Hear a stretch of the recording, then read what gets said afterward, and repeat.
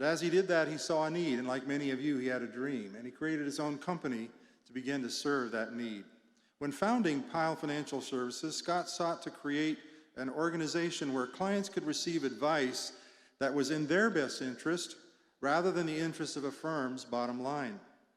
This desire to offer unconflicted advice, as well as his desire to help others align their wealth with their purpose, has resonated with families across our country. Scott describes himself as a serial entrepreneur. His companies and partnerships range from manufacturing, sports marketing and management, international import and export, haberdashery, and residential and commercial real estate development.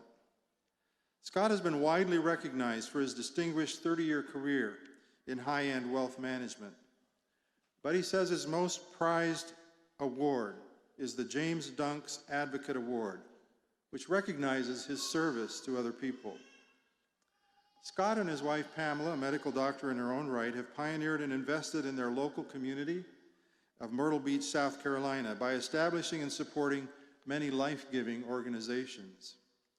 Internationally, the Pyles have partnered since 2009 with Africa New Life Ministries, where they've been instrumental in helping to build the Dream Medical Center, one of the largest and most respected private hospitals in Rwanda. Because of his extensive track record of forming and building successful businesses, Scott was appointed as a senior advisor for the John Maxwell Leadership Foundation. He's also a member of the executive team for Athletes in Action. We're also pleased to have his chief of staff, Damon and Deborah Adcock, with us today. Great to have you folks here too. Scott and Pamela Pyle are proud parents to 5 children and 8 grandchildren. So now will you join me in giving a warm Indiana Wesleyan University welcome to Mr. Scott Pyle.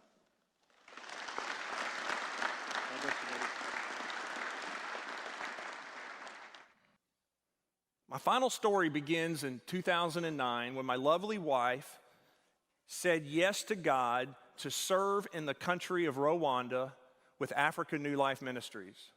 Now, for those of you who might know, Rwanda is actually Rhonda. There's no O in the name Rwanda. But Americans, we like to rename countries. It's just a thing we do. And so Pamela and I were going to meet with the president of Rwanda. It's really important. If you ever go meet with a president of a country, know how to pronounce the country's name. So I'm here on his benefit, on his behalf, to tell you it's Rhonda, okay? Pamela will say it's like, help me Rhonda, help me Rhonda. For you youngsters, there's a song that, all right. So we have great relationships with the president. We have met governors, government officials. We've taken dozens of trips to Rwanda, and dozens of people have come with us. We've partnered with ministries, started a business, and built a hospital. The hospital is owned by the ministry we're partners with. It is the most state-of-the-art, largest privately owned hospital that shares the gospel of Jesus Christ and his compassionate acts of healing service through the medical community.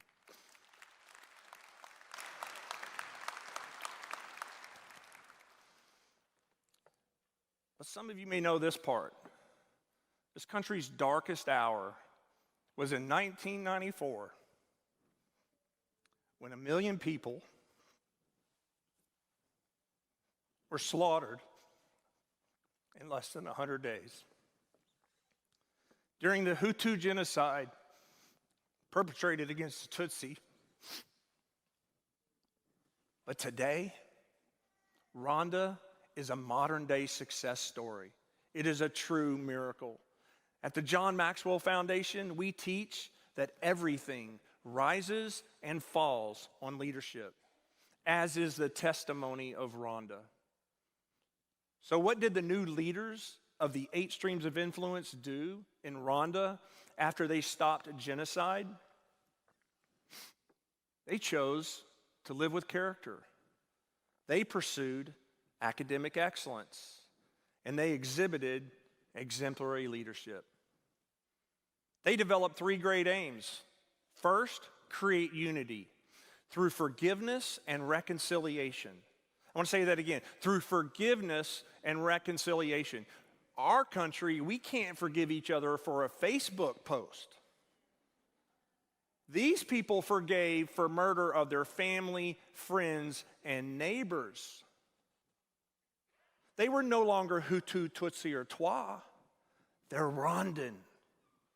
Second, develop accountability. Where corruption was intolerable and outcomes, well, they were celebrated and measured. Third, dream big. Only big dreams with monumental vision could sweep up a country from the ashes of genocide in a way that has given hope. And today you meet a Rwandan, these great aims are in their DNA. Where once there was human tragedy, what arose was agachiro. In Kinyarwanda, agachiro means human dignity. And where agachiro happened, transformation began. So let me ask you, what makes a nation great? Its government? Its economy? Its safety? I don't think so. Even though today Rwanda is the second fastest growing economy on the continent of Africa, it's the fifth safest country in the world to walk down the street at night and has recently been named the cleanest country on the planet. What makes a nation great is what makes Rwanda great. It's people. They have overcome the worst of us all. Our humanity turned one against another. They are us. Our brothers and sisters on this planet. They forgave the most horrific of acts perpetrated, and then they reconciled and worked towards restoration. They remember the past, yet choose not to remain in it. Rwanda's recovery story can be our story of recovery. So, remember, you are the medicine for our world.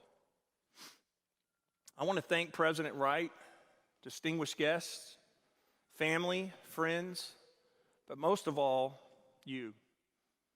Class of 2021. Now go and become a critical thinker, but don't be critical. Find your stream of influence and master it. Make academic excellence a lifelong process. Listen to people, listen to successful people, become credible. Know the value of your signature and keep your word. This is integrity. When someone shows you who they are,